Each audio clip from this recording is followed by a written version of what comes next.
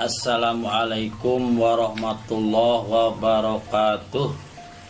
Alhamdulillah, kami ucapkan selamat kepada peserta didik baru SMA Negeri 1 Pandeglang. Semoga dengan bergabungnya kalian dapat berprestasi dan bisa menggapai cita-cita. Baik, pada kesempatan ini saya Dharma Jari akan mempresentasikan konsep Merdeka Belajar dan asesmen kompetensi minimum.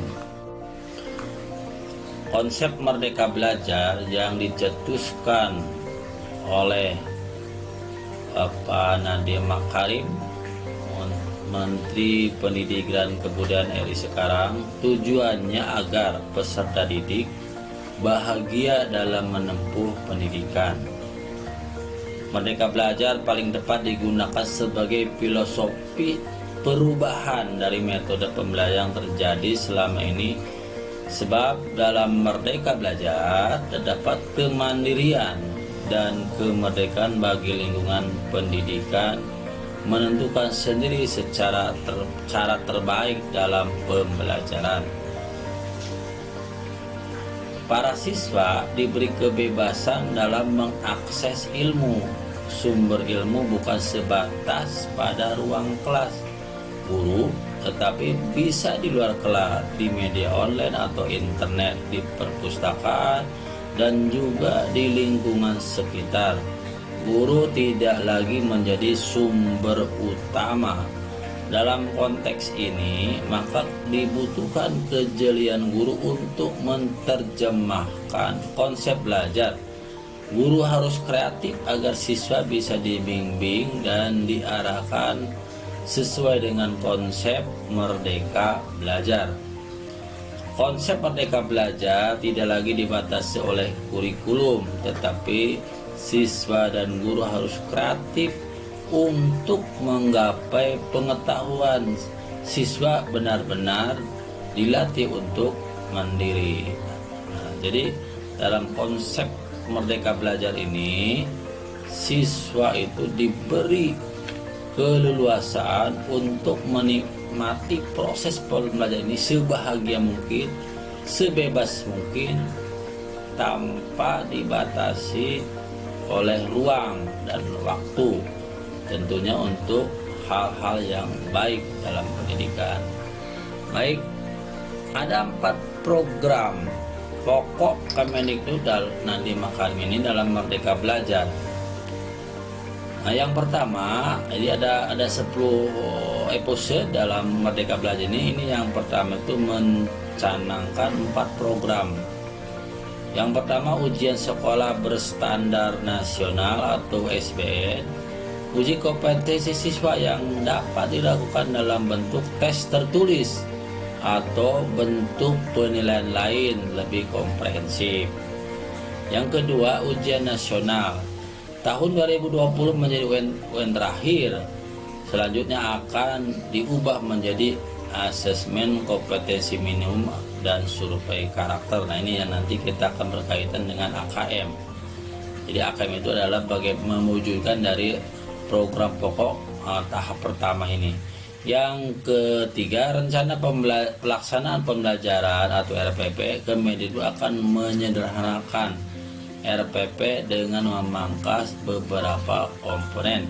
Dan yang keempat, peraturan penerimaan peserta didik baru atau PPDB.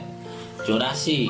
Sistem zonasi digunakan dengan kebijakan yang lebih fleksibel untuk mengakomodasi ketimpangan akses dan kualitas di berbagai daerah. Nah, tadi program tadi Merdeka Belajar itu salah satunya adalah ada AKM. Nah, nanti apa AKM bedanya dengan UN? Nanti kita akan bahas di bawah. Apa itu AKM? Asesmen kompetensi minim adalah penilaian kompetensi mendasar yang diperlukan oleh semua murid untuk mampu mengembangkan kapasitas diri dan berpartisipasi positif di masyarakat. Terdapat dua kompetensi mendasar yang diukur AKM. Yang pertama literasi membaca dan yang kedua literasi matematik.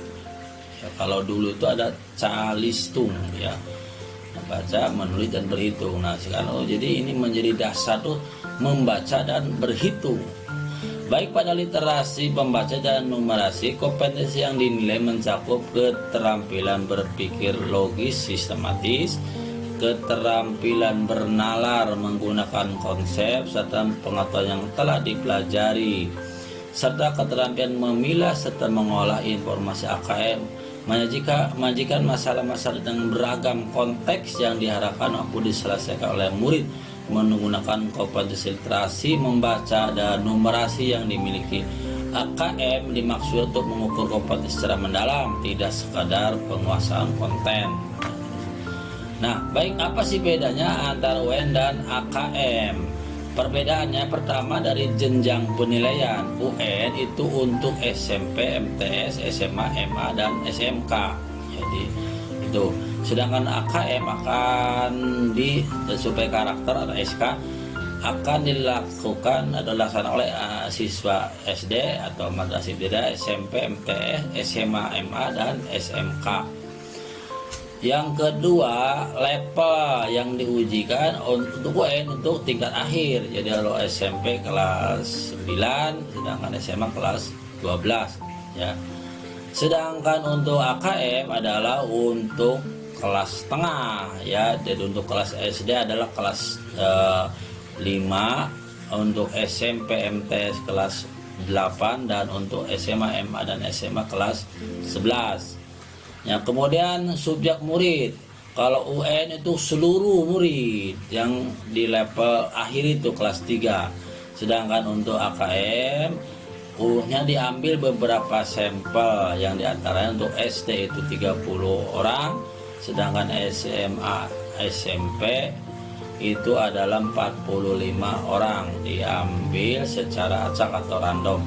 Kemudian tingkat jenis tes dengan UN adalah high stake, sedangkan AKM adalah low stake. Artinya kalau UN itu menentukan kelulusan, sedangkan AKM tidak menentukan. Jadi risiko untuk ininya tidak ini menakutkan.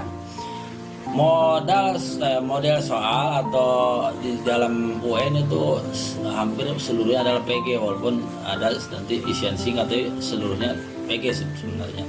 Sementara untuk AKM dan survei karakter tuh ada 5 macam bentuk soalnya. Ada pilihan ganda, ada pilihan ganda kompleks, ada menjodohkan, isian singkat, dan uraian. Kemudian waktu atau periode tes per murid. Kalau untuk UN itu 4 hari ya, 4 hari, dijadwalkan 4 hari. Sedangkan untuk AKM adalah 2 hari. Moda pelaksanaannya kalau UN itu adalah semi online, atau dulu malah dengan paper atau kertas ya. Sedangkan AKM itu full online. Jadi ini menggunakan sistem online. Kemudian metode penilaiannya adalah komputer based test atau CBT, sedangkan untuk AKM ada computerized multi-type adaptive testing MSAT. Jadi kalau lebih sederhananya, kalau UN itu hanya komputernya menghitung menilai pilihan ganda, jadi lebih sederhana. Sedangkan komputer multi-type adaptive testing itu bukannya pilihan ganda tapi ada uraian, sehingga melibatkan guru penilai atau seorang penilai nanti. Jadi untuk uraian dan isian singkat tidak bisa oleh komputer.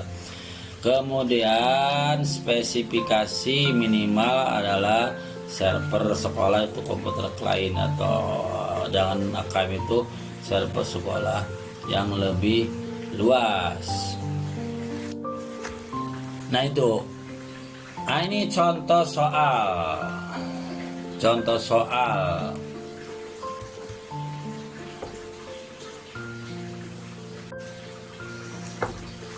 Nah ini contoh soal. Nah ini contohnya kita satu-satu saja hubungan dan waktu ya. Jadi contoh soal numerasi atau matematik ini diantaranya ini adalah pilihan benar atau salah pada setiap pernyataan berikut. Nah, kita disajikan gambar jemuran. Nah, di sini dalam soal-soal AKM biasanya soal itu berkenaan dengan kehidupan sehari-hari. Jadi matematik dikaitkan dengan apa benda-benda yang berhubungan dengan matematik atau numerasi itu, ya. Jadi di sini antaranya adalah jemuran untuk mengukur panjang, ya, kita tentang pengukuran. Pernyataan panjang A B sama dengan panjang C D. Jawabannya benar atau salah. Nah, di sini kamu jeli bagaimana mengamati panjang panjang A B sama dengan panjang C D. Nah, ini kita mana yang benar atau salah, ya. Panjang P Q sama dengan panjang SR. Panjang PQ sama dengan SR. PQ sama dengan SR. Nah, apakah ini benar atau salah? Kemudian yang ketiga, jarak Q ke S sama dengan jarak B ke C. Jarak Q ke S sama dengan jarak B ke C. B ke C. Jadi ini Q ke S, B ke C. Apakah sama jaraknya? Nah, itu soalnya. Nah, kita lihat jawabannya, ya. Ternyata panjang A dan B sama dengan panjang CD. Benar, ya. Perhatikan segi 4 ABCD, sisi AB sejajar dengan sisi CD memiliki panjang yang sama. Panjang panjang P dan Q sama dengan panjang SR. Nah, jadi panjang P Q sama SR. Kita lihat di sini adalah benar. PQRS merupakan sebuah belah ketupat. Dengan demikian PS sama dengan SR sama dengan RQ sama dengan PQ. Nah, kemudian jarak Q ke S sama dengan jarak B ke S. Nah, itu salah. B itu jarak Q ke S sama dengan jarak B ke C. Ini salah, ya. Jarak Q ke S sama dengan jarak B ke T. Jadi kalau kita Q ke S, ya, itunya sama dengan B ke T. Dengan B ke T sini sama, ya. Itu contoh numerasi. Berikutnya ini contoh literasi. Contoh literasi diantaranya adalah kita disajikan dengan gambar, ya. Di sini adalah banner atau slow atau poster, ya. Di sini ada ayo makan ikan, sehat, cerdas dan pintar karena makan ikan, gemar ikan. Di sini ada 3 kalimat. Nah, pertanyaannya, pilih pada salah satu pilihan jawaban, kemudian tuliskan alasanmu di dalam kotak jawaban. Seorang pengamat nutrisi mengatakan bahwa slogan sehat, cerdas, dan pintar karena makan ikan adalah berlebihan.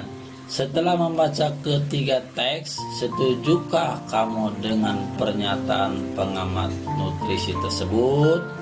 Nah, kemudian jika kamu setuju, apa alasannya? Jika tidak setuju, apa alasannya? Nah, di sini adalah uraian, ya, jadi soal uraian. Nah, jawabannya jika setuju. Ketiga teks di atas memang memberikan informasi bahwa ikan sangat bermanfaat bagi tubuh, terutama dalam peningkatan gizi dan kecerdasan. Namun tidak terdapat informasi bahwa ikan merupakan satu-satunya bahan makanan yang dapat membuat kita sehat, cerdas, dan pintar. Faktanya manusia juga membutuhkan faktor-faktor lain seperti konsumsi sayuran dan buah-buahan yang disertai olahraga untuk menjadi sehat dan belajar untuk menjadi cerdas. Itu jadi ini mengatakan poster tersebut adalah berlebihan. Jadi setuju. Kalau tidak setuju silahkan. Jadi di sini nanti akan dinilai oleh bukan komputer tapi oleh tim penilai. Nah, ini akan diberi soal, ya. Jadi nanti dijawab soal numerasi. Nanti perhatikan nih, ya. Yang pertama, pedagang beras seorang pemilik toko beras akan membeli beras untuk persediaan barang pada bulan berikutnya. Penjualan beras untuk bulan Agustus diperkirakan sama dengan penjualan bulan Juli.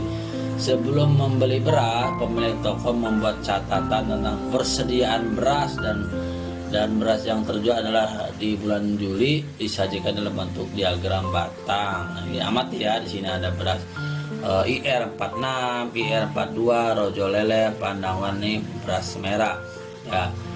Ya, ini persediaan yang terjual. Pada toko beras tersebut, jenis beras mana yang paling banyak terjual? Nah, jawab ya. Pada toko beras ini yang terjual, ya awas ya, ada krim ini. Ada berapa yang mana, beras mana itu ya. Jawab ya. Yang berikutnya soal kedua literasi, ya ini soal literasi adalah manfaat ikan. Nah, jadi manfaat ikan di sini ada disajikan poster ya. Nah, nanti diamati, diulang-ulang ya. Nah, pertanyaannya, apakah manfaat ikan menurut infografis di atas? A. Mengandung nutrisi yang diperlukan oleh tubuh. B. Mengandung vitamin B6 lebih banyak bila dibandingkan dengan udang. C. Berperan penting dalam pertumbuhan bayi hingga usia 3 tahun.